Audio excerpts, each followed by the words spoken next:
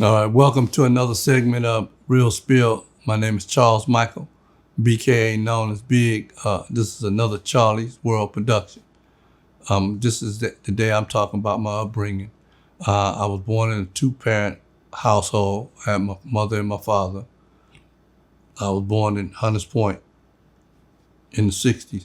I was born in Hunters Point, came up in the 70s and 80s, but I had a two-parent home with two brothers and one sister. At that particular time, heroin was prevalent in the community. I watched my brothers get hooked on heroin at the age of 16 and 17 years old, which they was 8, 9 years older than I was at that particular time. But I watched them get hooked on heroin and seeing them not just get hooked, but shoot heroin.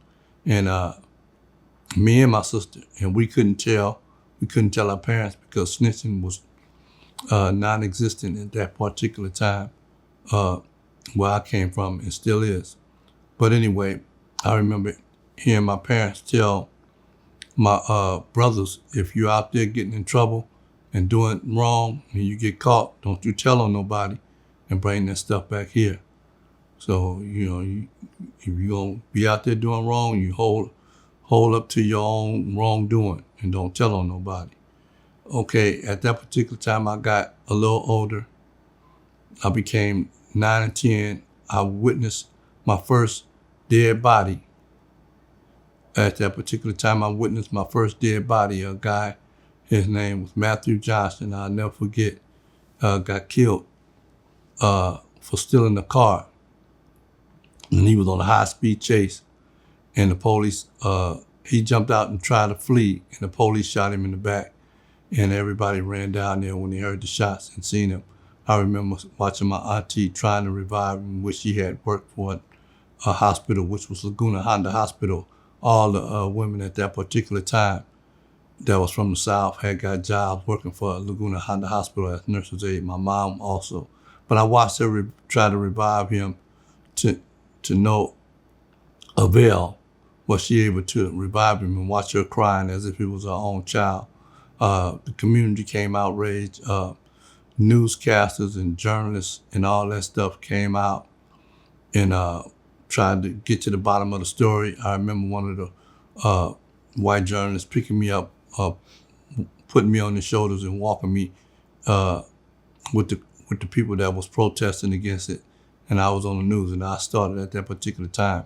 I thought to myself I was maybe destined to be somebody or be something.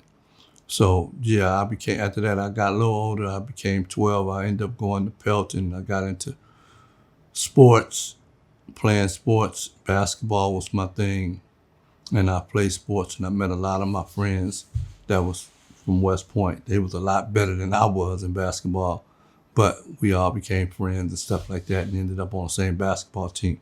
But as I got a little older, we ended up going to Mission High School. And got into selling joints and weed and all that kind of stuff. So I was selling weed and trying to be cool and all that kind of stuff. So anyway, make a long story short, I got into selling weed and drugs.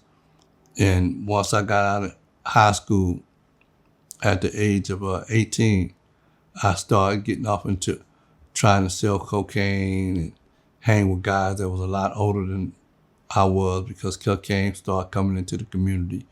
And they had all kind of different clubs like the streets of San Francisco and all these type of clubs that people used to go to and meet. And I was sneaking in at that particular time because I was still young. I wasn't 21, but I was able to get in. And we used to go and hang out and try to sell drugs and sell cocaine, different stuff like that. And as time went on, and then it got to maybe the mid 80s, freebase cocaine came out. And a lot of the guys that was into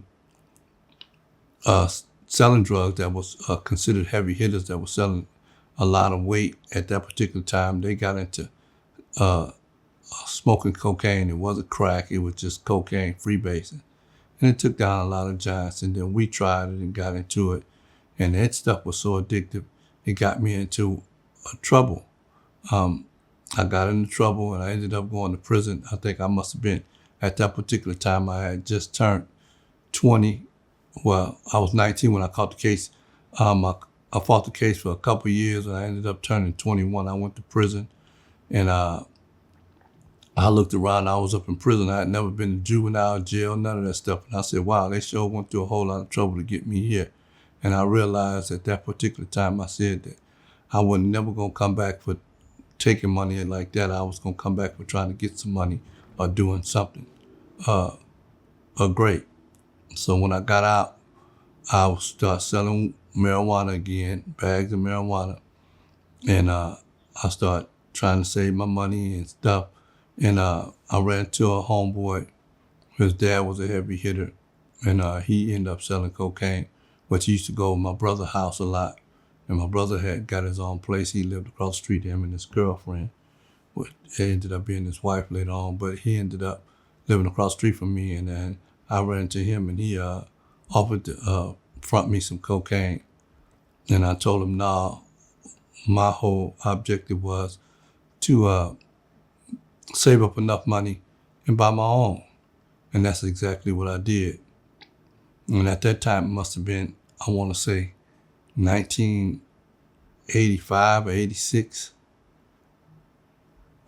Cocaine had to be about $19.50 or something like that, $1,950. I ended up coming up with enough money. I bought me an ounce of cocaine and I started selling cocaine. And I just kept selling cocaine, and I kept growing until I got to around 22 or 23 years old. When I got out, I was 23. So when I got to about 25, I was in full-fledged, and a lot of the homeboys that was out selling cocaine before I even got out, had got into it, they were making money. So I became part of the crew. So I started making money and doing stuff like that. When I became 26, I caught my first drug case. I was driving, going to meet a guy in Double Rock, selling some dope, and police pulled me over.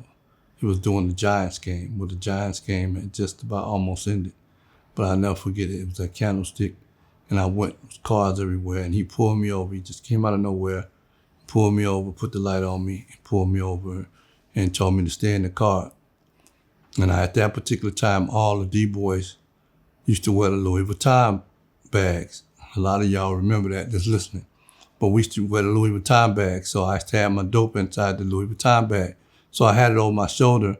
So I was trying to, while the police had the light on behind me, I was trying to figure out how I could take the Louis Vuitton bag off of my shoulder and put it up under my seat.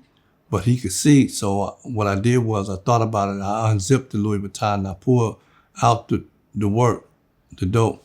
It was in a big envelope and I put it in my drawers. And when he came to the window and told me to roll down the window, and I had my driver's license. He got my driver's license. He said, step out the car. I told him, I said, man, I got my driver's license and my registration. He said, I said, step out the car. I said, man, what are you making me step out the car for? He unlatched his holster and kicked the door open and told me, I said, one more time, get out of the car. So I got out the car and he told me to go stand to the back where the quarter panel of the car was. And he told my friend that was in the car with me to climb over the driver's seat. And at that particular time, he made him climb over the driver's seat and he handcuffed us together, one hand to the next. And while he was in there searching the car, I was trying to pull the drugs out of my pants because I figured like he was going to search me good and he was going to be able to feel it. So I pulled the drugs out of my pants. I was trying to, and he happened to come out of the car and see me moving. And he asked me, he said, what are you doing? I said, I ain't doing nothing. And he flashed and he could see the little envelope that I had. It was coming up out of my pants. And he reached and pulled it out and he slammed my head into the car and made us both, he had us both handcuffed and put us in the back of the car. So when he got us in the back of the car, he looked in the envelope and seen all that dope, which was about 4 ounces at that particular time. It was quarter pound. It was quite a bit of dope at that particular time. So anyway, he seen it and he said, wow, shows a lot of dope. Like he was in surprise. I told him, I said, man, you can keep it. He said, no, you going to jail. So he took me to jail, and I went to jail, and I bailed me and my friend out, and we got out, and I fought the case for a while. But I told him in his face, I said, I'm going to beat this case. He said, yeah, whatever. So anyway, I got me a high-priced lawyer. I was making enough money. I bought me a high-priced lawyer, and I fought the case for a while, and I beat the case. And my lawyer told me, he said, I want you to tell the judge exactly everything that went on. From the time he pulled you over, what did he do? I want you to admit to the dope and all that. He said, I want him to be the liar, and I want you to be the one who tell the truth. And he took me to his office, and he started questioning me, and he told me how to answer, what they was going to answer, and all that. So, and that's exactly what he did. So when I went to court, the district attorney asked me what was I doing. I told him I was on my way to a friend's house. He said, to do what? I said, to sell drugs. The judge looked at me. I looked at the judge. She shook her head. And he said, oh, okay, you want to sell drugs? And I said, yeah. And he said, where did you have the drugs? I told him I had the drugs in my drawers. And he said, so on this particular day, you just happen to have the dope in your drawers. I said, no, that's why I always have it. He said, you do what? I said, that's why I always have it. He said, so when you going to sell drugs, that's where you put it. I said, yeah, that's why I always put it. So the judge looked at me and shook her head again. So he ran out of questions to ask me. So my lawyer came in, and my lawyer went to talking and told the judge, Your Honor, just because this man is not a law-abiding citizen, he had rights. He didn't know if my client had drugs or not. My client was honest with you and told you that he was selling drugs, but he had it in his drawers, but he had no right to search him. He had driver's license, he had registration, he had no reason to search him. And I'm asking you under the law that on the illegal search and seizure to dismiss this case. And at that particular time, they had heard about the amount of dope I got busted, so it was a lot of narcs that had came to court because this guy was just a regular police officer. And the judge dismissed the case, and they went crazy. And I walked out of there, and my lawyer said right in front of the police, they was all sitting outside. And he watched me walk out, and he said, if you have any problems, just call me and let me know. And I walked out of there, and at that particular time, I was on the hot sheet. The police was on my case about everything. I mean, they used to see me, try to stop me and stuff like that, but they never could search me because I always made sure that I had driver's license and registration.